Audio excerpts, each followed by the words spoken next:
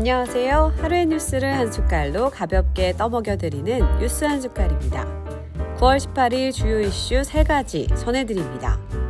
첫 번째, KT 무단 소액 결제 피의자 검거. KT 이용자 명의로 수천만 원을 무단 결제한 사건. 경찰이 중국 국적 피의자 2명을 붙잡았습니다. 이들은 불법 소형기지국 장비를 차량에 싣고 다니며 휴대폰 신호를 교란한 뒤 본인 인증을 가로채 소액 결제를 진행한 것으로 드러났는데요. 상품권이나 교통카드를 반복 결제해 현금화까지 했습니다. 문제는 피해자가 전혀 눈치채지 못한 채 돈이 빠져나갔다는 겁니다. 단순 피싱 문자를 누르지 않아도 전파 환경을 바꿔서 결제를 빼돌린 신종 수법입니다.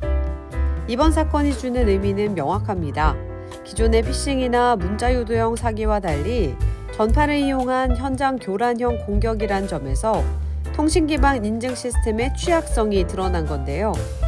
소액 결제는 한 번에 큰 금액이 빠지지 않아 개별 피해가 작게 보일 수 있지만 반복되면 총 피해액은 급증합니다. 이번 사례가 바로 그런 구조적 위험을 보여줍니다. 두 번째, 미 연준 기준금리 0.25%포인트 인하.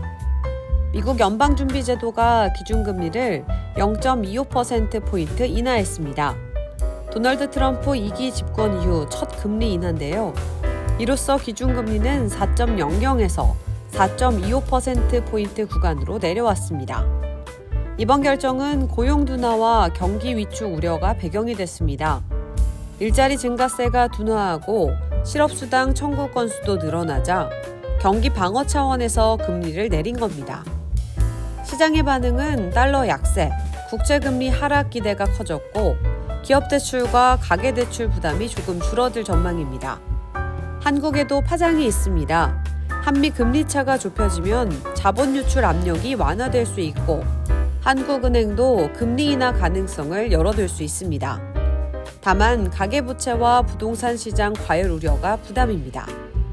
앞으로 연준이 추가 인하에 나설 수 있다는 전망이 많지만 물가가 다시 오르면 긴축으로 돌아설 수도 있어 불확실성은 여전히 남아 있습니다. 세 번째, 강릉시청 물 사용 논란. 강릉이 극심한 가뭄 가운데 시민들은 사상 첫 제한급수 조치로 삶의 일부를 바꿔야 하는 처지에 놓였습니다. 그런데 정작 공공기관인 강릉시청 청사는 절수 대상에서 빠졌고 절수 조치도 뒤늦게 실행돼 논란이 커지고 있습니다. 강릉시청의 젖수조 용량은 566톤으로 물을 많이 쓰는 시설을 뜻하는 대수용가 기준인 100톤을 훨씬 웃돕니다. 시민들의 가정과 아파트, 숙박업소 등 123곳이 대수용가로 지정돼 시간제 단수 등 강력한 제한급수를 시행 중인데도 청사는 처음부터 이 대상에 포함되지 않았습니다. 시민들은 지난달 20일부터 정수기 폐쇄, 계량기 50% 잠금, 일회용기 사용 자제 등 절약 조치에 동참해왔습니다.